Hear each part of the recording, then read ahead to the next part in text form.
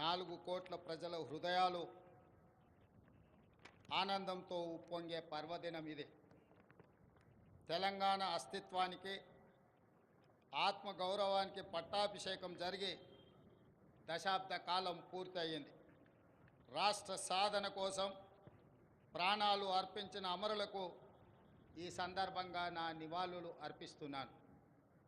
6 దశాబ్దాల మన కలను నిజం చేసిన నాటి ప్రధానమంత్రి శ్రీ మన్మోహన్ సింగ్ గారికి, నాటి యూపీఏ చైర్పర్సన్ శ్రీమతి సోనియా గాంధీ గారులకు తెలంగాణ సమాజం తరఫున ప్రత్యేక కృతజ్ఞతలు తెలుపుతూ 4 కోట్ల తెలంగాణ ప్రజలకు తెలంగాణ ఆవిర్భావ దినోత్సవ శుభాకాంక్షలు. స్వేచ్ఛ తెలంగాణ జీవన శైలిలో భాగం.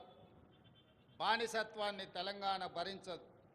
ప్రేమను పంచడం, పెత్తనాన్ని ప్రశ్నించడం మన తత్వం. ఆకలినైనా భరిస్తాం కానీ స్వేచ్ఛను హరిస్తే సహించం. దాశరథి చెప్పినట్టు తెలంగాణ అమాయకపు నెరజానే కానీ అన్యాయం జరిగితే తిరగబడే నైజం కూడా మనలో ఉంది. సంక్షేమం ముసుగులో ప్రజాస్వామ్యాన్ని చెరబట్టాలని చూస్తే తెలంగాణ భరించదు. ప్రాంతేతరుడు ద్రోహం చేస్తే పొలిమేరల వరకు తరిమి కొడతాం. ప్రాంతం వాడే ద్రోహం చేస్తే ప్రాణాలతోనే పాతి పెడతాం అన్న కవి కాళోజీ మాటలు అక్షర సత్యాలు. మిత్రులారా, డిసెంబర్ 7, 2023న ప్రారంభమైన ప్రజాపాలనలో స్వేచ్ఛ పునరుద్ధరణకు మొదటి ప్రాధాన్యత ఇచ్చాం. ముళ్ళ కంచెలు, ఇనుప గోడలు తొలగించాం. పాలకులు పాలితుల మధ్య గోడలు బద్దలు కొట్టాం. మున్సిపల్ కౌన్సిలర్ నుండి ముఖ్యమంత్రి వరకు ప్రజలకు అందుబాటులో ఉండే పాలన తెచ్చాం. మేం సేవకులం తప్ప పాలకులం కాదన్న నిజాన్ని నిరూపించాం. ప్రగతి భవన్ను మహాత్మా జ్యోతిరావు పూలే ప్రజాభవన్గా పేరు మార్చి ప్రజలకు అందుబాటులోకి తెచ్చాం. అక్కడ ప్రతి మంగళ శుక్రవారాల్లో ప్రజావాణి కార్యక్రమాన్ని నిర్వహిస్తున్నాం. ప్రజల సమస్యలు నేరుగా విని పరిష్కరిస్తున్నాం. ఆనాడు సచివాలయంలోకి ఈరోజు సామాన్యుడు కూడా రాగలిగే పరిస్థితి తెచ్చాం. ఇందిరా పార్కులో ధర్నా చౌక్కి అనుమతి ఇచ్చాం. మీడియాకు స్వేచ్ఛనిచ్చాం. ప్రతిపక్షానికి గౌరవం ఇచ్చాం.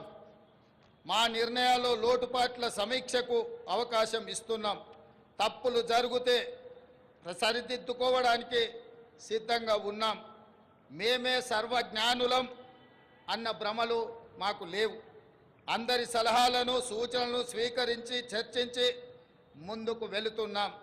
ప్రజలకు స్వేచ్ఛ, సామాజిక న్యాయం, సమాన అవకాశాలు ఇవ్వాలన్నది మా ప్రభుత్వం యొక్క ప్రాధాన్యత. జూన్ 2, 2014 నాడు తెలంగాణ భౌగోళిక ఆకాంక్ష నెరవేరింది. అంతటితో మనము లక్ష్యం చేరినట్టు కాదు. ఉద్యమ లక్ష్యాలు, అమరుల ఆశయాలు సాధించిన నాడే తెలంగాణ సాధనకు సార్థకత వస్తుంది. దశాబ్ద కాలం అన్నది ఒక మైలురాయి. ప్రజల ఆశలు, ఆశయాలు నెరవేర్చడంలో మనం ఎక్కడ ఉన్నామన్నది సమీక్షించుకోవాల్సిన సందర్భం ఈ దశాబ్ది ఉత్సవం. నేను రాజకీయ విమర్శల జోలికి పోను, కానీ